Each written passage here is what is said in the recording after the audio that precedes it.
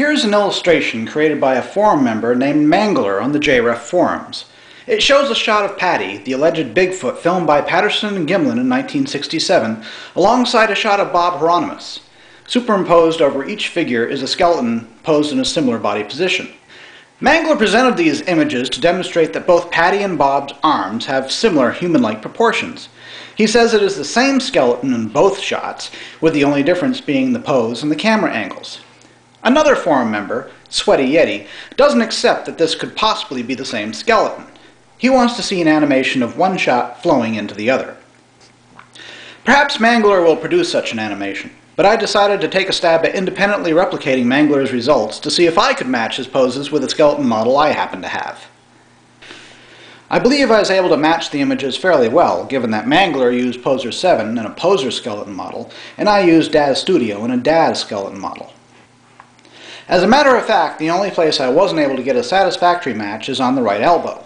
If you look carefully, you'll see that my skeleton has it slightly further back, making the upper arm appear shorter than in Mangler's image. The reason for this is that my Daz model appears to have slightly different limits than the Poser model. In other words, my model can't straighten out his arm as much as Mangler's can. If I were able to fully straighten out my skeleton's arm, as I can my own arm, our elbows would have lined up. I promised animation, didn't I? Well, here it is, the transition from pose 1 to pose 2. Another criticism of Mangler's pose is that it requires Bob's right arm to be held unnaturally far from his body. Here's the same transition from pose 1 to pose 2 from another angle. Yes, the left arm is held way out. That's just to keep it out of the way.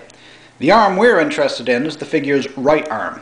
As you can see, it is not held unnaturally far away from his body. So this is a partial confirmation of Mangler's work. It appears that the poses he presented used the same skeleton model filmed at different angles, and that Bob's pose is not unnatural or awkward.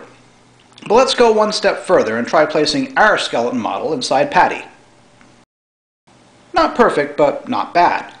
The left thigh doesn't look quite right, but who knows where the bones actually are in this blurry mess. And while we're at it, let's try to match up the image of Bob again. This is a slightly different solution than Mangler came up with. I put the spine more where I think the spine would fall. The left thigh seems to have the same problem that I had with Patty's left thigh. However, this solution allows a slight bend to the elbow. The fact that the model can't fit Bob or Patty 100% isn't shocking, of course. Everyone's skeleton's a little different. However, neither Patty nor Bob appear to be outside the normal human range, and in fact, they seem to have similar arm and leg proportions. This demo doesn't allow us to conclude that Bob was Patty. There's a lot of uncertainty here. The exact pose of the skeletons is difficult to determine. However, I think this does establish that Bob cannot be eliminated as a Patty candidate based upon his limb proportions.